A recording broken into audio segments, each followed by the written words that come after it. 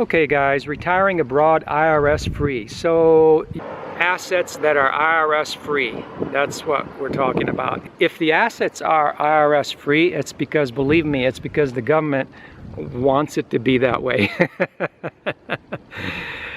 You know, the government's way bigger than you, and if they want it to be IRS free, it'll be IRS free, and if they don't, it won't. So what does that mean? Well, it means that you need to do a little bit of critical thinking here, guys, okay? When you buy foreign property, which is one of the assets, there's 2 or 3 assets that are supposedly IRS free. You know, when you buy that real estate abroad, where's the money coming from?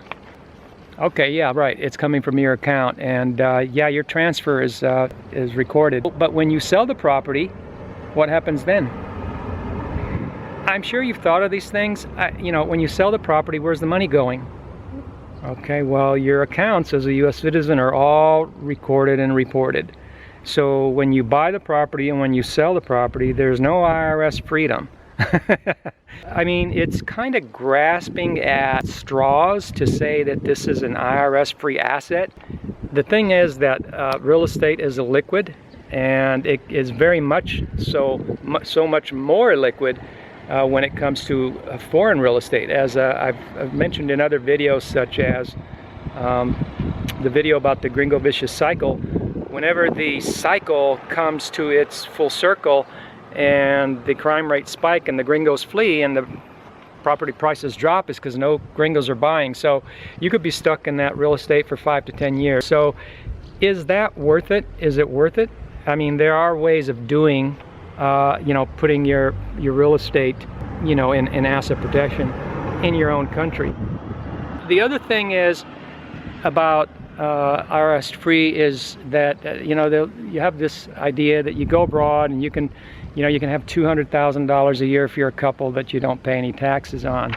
Again, this is not really IRS freedom. I mean, I know of someone years ago that read into this exclusion and went abroad, worked for a major international company, and was earning a high middle-income salary. And because of the exclusion, he wasn't filing. He'd been abroad back in those days, and he thought he could just keep not filing and earn that money, but it turned out that it came back to bite him because the exclusion is actually an IRS rule. So in order to get the exclusion, you have to be in the tax system and you have to be filing tax returns. So what happens is that if you think it's a way to get out of you know, so-called IRS freedom, it's just no such thing. You're still filing, you're just putting in an exclusion for that income. So again, you know, some of these promotions out here just want you to be careful, because they don't want you to get tripped up on this stuff, because they make it sound like a certain way and it's not. And I just care about you guys, and you know, I don't want you to trip up on this stuff. And the other thing is about this idea that offshore banking, you know, offshore banking is somehow going to give you some kind of secrecy and privacy. U.S. citizens have no secrecy and privacy. I don't care where you go. I mean, some places may be a little easier than others, but the bottom line is it's just because the places are new. A lot of these other places aren't that new, and the bottom line is that these banks are going to require tax returns. So they're going to require everything that you're required. Actually, they require more than you're required to provide in the States. So you need to provide more paperwork when you go abroad in these so-called tax havens. Some of these places, they're still having incorrect labels of being tax havens. It may be true that certain taxes, you know, aren't levied, but the offshore atmosphere right now is getting, it's just getting more complicated by the day, just because everybody's listening to the same gurus, watching the same videos, and doing the same thing. So I've got more to say about that, but not in this video.